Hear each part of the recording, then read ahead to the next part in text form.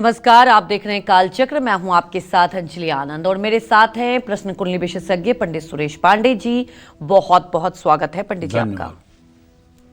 अमंगल ना कर दे मंगल और शनि का योग, किस्मत बिगाड़ ना दे मंगल में राहु का साया। जानिए मंगल की महादशा के प्रभाव और उपाय। तो जी हाँ, मंगल का नाम सुनते ही हम में से हर कोई परेशान हो जाता है। ज्योतिष में मंगल को एक क्रूर ग्रह माना गया है। मंगल की महादशा में बाकी ग्रहों की अंतरदशा हमारे जीवन में बदलाव ला सकती है। मंगल से हम सभी को संभलने की जरूरत है, वरना मंगल की अमंगल दृष्टि हमारा सुख चैन छीन सकती है और हमारी किस्मत भी बिगाड़ सकती है। मंगल की महादशा में किन लोगों को रहना चाहिए संभल कर, ये सब बताएंगे आपको पंडित जी आज काल चक्र में। मंगल की महादशा और अंतरदशा से जुड़ी हर जानकारी के लिए बने रहिए काल चक्र के साथ। तो चलिए चर्चा को आगे बढ़ाते हैं और पंडित जी से जानते हैं सबसे पहले कि मंगल ग्रह के बारे में आखिर क्या है मंगल ग्रह। शास्त्रों के अनुसार मंगल ग्रह का संबंध किन चीजों से है, मंगल की महादशा कितने साल की होती है, साथ ही कुंडली में शुभ मंगल और अशुभ मंगल की पहचान कैसे होती है, ये सब समझते हैं पंडित जी से। बताएं पंडित जी। देखो अंजलि, ऐसा है कि ज्योतिष शास्त्र का जब कोई अध्ययन करना शुरू करता है जी। तो उसे सबसे पहले जो चीज अध्ययन कराई जाती है वो ये सिखाई जाती है कि 9 ग्रह हमारे हैं जी। सूर्य, चंद्रमा, मंगल, बुध, बृहस्पति, शुक्र, शनि, राहु, केतु। ये 9 ग्रह 3 श्रेणियों में विभाजित हैं जी। 3 श्रेणियां क्या हैं? चंद्रमा, बुध, बृहस्पति और शुक्र ये शुभ ग्रह माने जाते हैं जी। सूर्य और मंगल ये क्रूर ग्रह माने जाते हैं। अच्छा। शनि, राहु, केतु ये तीनों ग्रह पापक ग्रह माने जाते हैं। इन्हीं नामों से इनका संबोधन होता है। ठीक है जी। तो मंगल ग्रह जो है ये साहस, ऊर्जा, शक्ति, छोटे भाई बहन, ब्लड, क्रोध और जमीन का कारक ग्रह है। मंगल को ग्रहों का सेनापति माना गया है। मंगल की महादशा 7 साल की होती है। खडादित्य दशेन्दु च सप्तवर्षाणि मंगल राहु अष्टादशश्चैव षोडशाब्दा बृहस्पति एकोनाविंशत् शनि बुधै सप्तदशैव तु केतुश्च सप्तवर्षाणि भृगु च वर्षविंशति। विंशोत्तरी महादशा 120 वर्षों की होती है। उसमें से मंगल 7 वर्ष तक भोग करता है। किसी व्यक्ति की कुंडली में मंगल अगर अच्छा है, अच्छे का मतलब अपनी राशि में, अपनी उच्च राशि में किसी शुभ ग्रह के साथ, या अपने शुभ नवमांश में, या उच्च के नवमांश में, या मित्र गृही हो या अधिमित्र गृही हो, तो ये मंगल अच्छा माना जाता है। तो मंगल की महादशा में काफी लाभ मिलता है। लेकिन मंगल अगर अशुभ हो जाए या अपनी कर्क राशि नीच राशि में हो जाए, या शनि राहु केतु से युति या दृष्ट हो जाए,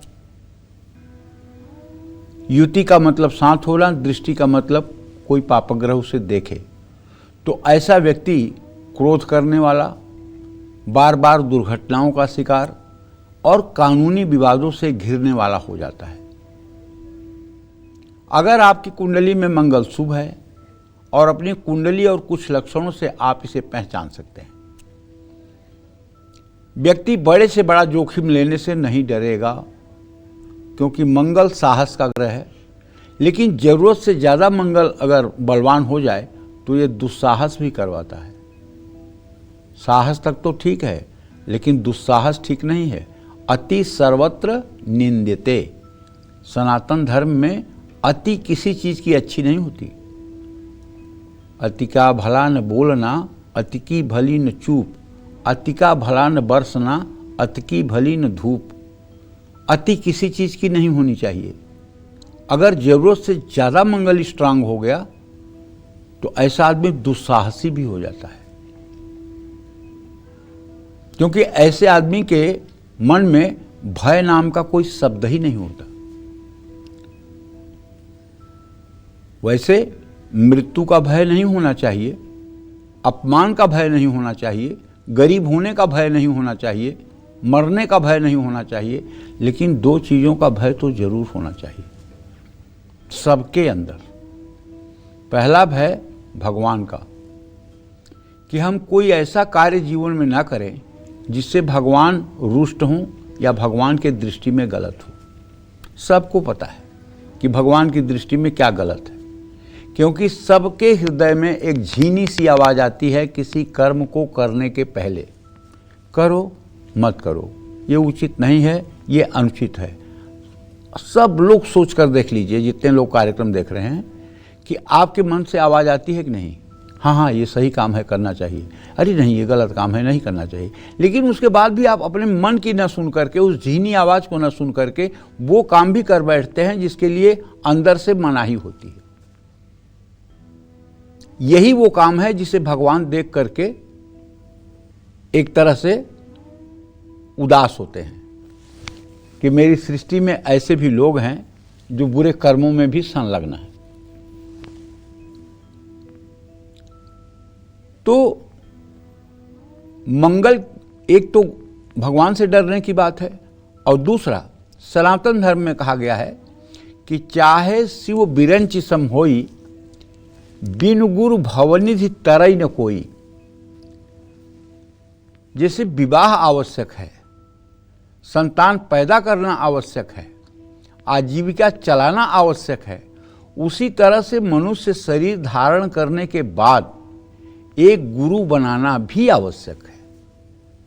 इसके लिए हमारे शास्त्र कहते हैं, रामचरितमानस जी में लिखा हुआ है, चाहे शिव बिरंचि सम होई, बिनु गुरु भवनिधि तरई न कोई। गु और रु इसका शाब्दिक अर्थ है जो अंधकार से प्रकाश में आपको ला दे, वो गुरु तत्व है। तो एक तो गुरु से डरना चाहिए कि गुरु आज्ञा का कहीं उल्लंघन न हो, और दूसरे भगवान को डरना चाहिए कि हम कोई ऐसा कार्य न करें जो भगवान के दृष्टि में अनुचित हो। बस दो डर होना चाहिए, बाकी कोई डर नहीं होना चाहिए। तो अगर आपकी मंगल की दशा चल रही है और मंगल आपका अच्छा है, तो निश्चित रूप से आपको संपत्ति मिलेगी, सुख मिलेगा, वाहन का सुख मिलेगा। अगर मंगल बहुत अच्छा है, दशम भाव में है, मेष वृश्चिक राशि में है, मकर के नवमांश में है, तो ऐसा लड़का यूपीएससी क्वालिफाई करेगा, उसके कंधे पे आईपीएस का बैच लगा होगा। अगर थोड़ा कमजोर है तो मिलिट्री में होगा और कर्नल से उसकी पोस्टिंग होगी, और फायर से संबंधित, अग्नि से संबंधित इंजीनियरिंग कार्यों में भी मंगल योगदान करता है। जितने अच्छे खिलाड़ी आपको देश में दिखाई देते हों, सबका मंगल अच्छा होगा। जितने रियल एस्टेट के आपको बड़े खिलाड़ी दिखाई देते हों, उन सबका मंगल अच्छा होगा, क्योंकि मंगल भूमि तत्व का भी स्वामी है। और ऐसे आदमी के अंदर विलक्षण नेतृत्व क्षमता होती है। अगर कुंडली में मंगल अशुभ है, नीच राशि का कर्क राशि का है, नीच नवांशक कर्क के नवांश में है, या पापक ग्रहों से युक्त दृष्ट है, तो उसमें भी कुछ लक्षण दिखेंगे। जैसे व्यक्ति छोटी छोटी बातों में भी क्रोध करेगा, चिड़चिड़ापन होगा, हिंसक प्रवृत्ति का हो सकता है। हर समय ऐसे व्यक्ति को फोड़ा, फुंसी, असंतुलित blood pressure, high blood pressure, low blood pressure, कम उम्र में शुगर का होना, ऐसे व्यक्ति के रक्त में, खून में अशुद्धियां होने लगती हैं। अशुभ मंगल भाइयों के साथ संपत्ति का विवाद करा सकता है, दुर्घटना करा सकता है, ऑपरेशन की नौबत आती है। ये सब चीजें खराब मंगल के कारण होती हैं, और खराब मंगल होगा तो दाम्पत्य जीवन का भी विध्वंस करता है। कहते हैं ना, लग्ने व्यय च पाताले जामित्रे चाष्टमे कुजऊ, भर्ता पत्नी विनाशाय पत्नी भर्ता विनाशकृत। लग्न से चतुर्थ, सप्तम, अष्टम, द्वादश भाव में अगर मंगल हो और वो बृहस्पति से दृष्ट न हो, या वो कर्क और सिंह राशि का न हो, या 12वें भाव में वो धनु राशि का न हो, और शुभग्रहों से दृष्ट न हो, या राहु केंद्रगत न हो, तो ये मंगल वैवाहिक जीवन में अमंगल पैदा करता है। और यदि जीवन साथी या जीवन संगिनी मांगलिक नहीं है तो उसके जीवन में भी कठिनाइयां आती हैं। जय मां विंध्यवासिनी। तो जब मंगल की महादशा में मंगल की ही अंतर्दशा आती है तो इसका व्यक्ति की सेहत, करियर और जीवन पर कैसा असर होता है, आइए जानते हैं पंडित जी से। बताएं पंडित जी। देखिए, एक होती है महादशा, एक होती है अंतर्दशा, एक होती है प्रत्यंतर दशा। इन तीन दशाओं का ही सामान्य रूप से ज्योतिषी लोग ध्यान देते हैं। जैसे मंगल की महादशा जब शुरू होती है तो सबसे पहली अंतर्दशा मंगल की ही होती है। तो 7 साल मंगल की महादशा, 7 साल मंगल की महादशा है, तो 7 को 7 में गुणा करेंगे तो 49 होगा। 49 में 40 का भाग देंगे तो 4 बार जाएगा, 9 शेष बचेगा। वो 4 महीना हो गया। 9 को 3 से गुणा करेंगे और 27 दिन हो गया। तो मंगल में मंगल की अंतर्दशा 4 महीने 27 दिन की होती है। ऐसे दशा में मंगल का प्रभाव चरम पर होता है। और जैसा कि मैंने आपको बताया, मंगल में मंगल की अंतर्दशा कुल 4 महीने और 27 दिन की होती है।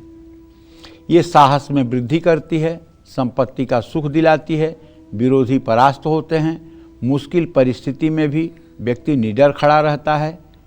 मंगल अगर शुभ है तो सेना, पुलिस, इंजीनियरिंग क्षेत्र, सरकारी क्षेत्र में लाभ मिलता है। भाई बहन सहयोग करते हैं, परिवार में सुख शांति रहती है। लेकिन अगर मंगल शुभ ना हो तो जल्दबाजी में लिए फैसले नुकसानदायक होते हैं। व्यक्ति क्रोध में आकर अपना ही नुकसान करता है। ब्लड प्रेशर असंतुलित रहता है, उलझनें बढ़ती जाती हैं, व्यक्ति पहले से ज़्यादा चिड़चिड़ा हो जाता है, समय समय पर उसे चोट भी लगती रहती है। ऐसी दशा अगर रहे तो आपको ओम अंग अंगारकाय नमः इस मंत्र का 10 माला जप 50 दिन प्रातःकाल करना चाहिए और मंगलवार से शुरू करना चाहिए। जय मां विंध्यवासिनी। तो जब मंगल की महादशा में राहु की अंतर्दशा आती है तो व्यक्ति को कितने समय तक सुख या दुख भोगना होता है, आइए जानते हैं पंडित जी से। बताएं पंडित जी। मंगल की महादशा में राहु की अंतर्दशा दूसरी होती है, दूसरी अंतर्दशा होती है। ये समय बहुत संघर्षपूर्ण होता है। मंगल और राहु अचानक और तीव्र प्रभाव देते हैं। मंगल में राहु की अंतर्दशा 1 साल 18 दिन की होती है। इन दोनों ग्रहों के प्रभाव से अंगारक योग का निर्माण भी होता है। जिनकी भी कुंडली में मंगल राहु एक साथ हो, ऐसे आदमी के नाक पर गुस्सा होगा, हर समय गुस्से में होगा। और अगर ये सप्तम और द्वितीय भाव में हो जाए तब तो कुछ पूछना ही नहीं है। ऐसा आदमी ऐसी जहरीली बात बोलेगा कि सामने वाले को चुभ जाएगी। लेकिन अगर मंगल में राहु की अंतर्दशा है और मंगल से राहु 6ठा, 8वां, 12वां है तो ऐसे व्यक्ति का भीषण भयानक एक्सीडेंट होता है और व्यक्ति के अंदर हर समय क्रोध भरा रहता है। अचानक जीवन में परिवर्तन होता है, रहस्यमयी घटनाएं घटित होती हैं, व्यक्ति हमेशा असमंजस की स्थिति में रहता है। अचानक दुर्घटनाएं या कानूनी विवाद उत्पन्न होते हैं, किसी से धोखा मिलने का भय भी बना रहता है, झगड़े और कलेश होना आम बात हो जाती है, विदेश जाने के अवसर भी मिल सकते हैं। ऐसे अवसर आपको प्राप्त होंगे जिनके बारे में आपने सोचा भी नहीं था। राहु कुंडली में शुभ हो तो हर तरह से लाभ तब मिल सकता है। राहु अगर मिथुन राशि या वृषभ राशि का हो या कन्या राशि का हो और 6वां, 8वां, 12वां न हो तो शुभ फल भी मिलता है। लेकिन अशुभ स्थिति में 6वां, 8वां, 12वां होने पर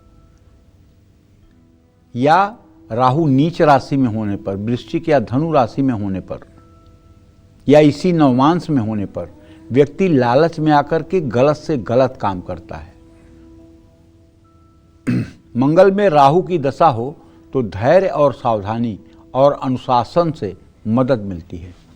इसके लिए मैं बताना चाहूँगा, यदि आपका मंगल ठीक नहीं है, मंगल से छठा, आठवां, 12वां या द्वितीय द्वादश की स्थिति राहु के साथ बनती है या मंगल राहु एक साथ है, तो आप जितने साल के हैं उतने ग्राम चांदी का नाग बनवा लीजिए और उसे किसी पंचमी तिथि पर किसी शिव मंदिर में जाकर के रुद्राभिषेक करके भगवान शिव का चांदी का नाग दान कर दीजिए।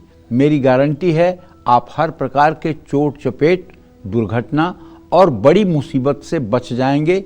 ये बृहत पाराशर होरा शास्त्र का उपाय है, ये कोई मेरे मन की कल्पना नहीं है। ये चांदी का नाग दान करना, और अच्छा अगर करना चाहते हैं तो चांदी के नाग में गोमेद की 2 छोटी छोटी आंखें लगवा दें और बैठा हुआ नाग बनवा करके उसे दान कर दें। निश्चित रूप से सारा अमंगल ठीक हो जाएगा। जय मां विंध्यवासिनी।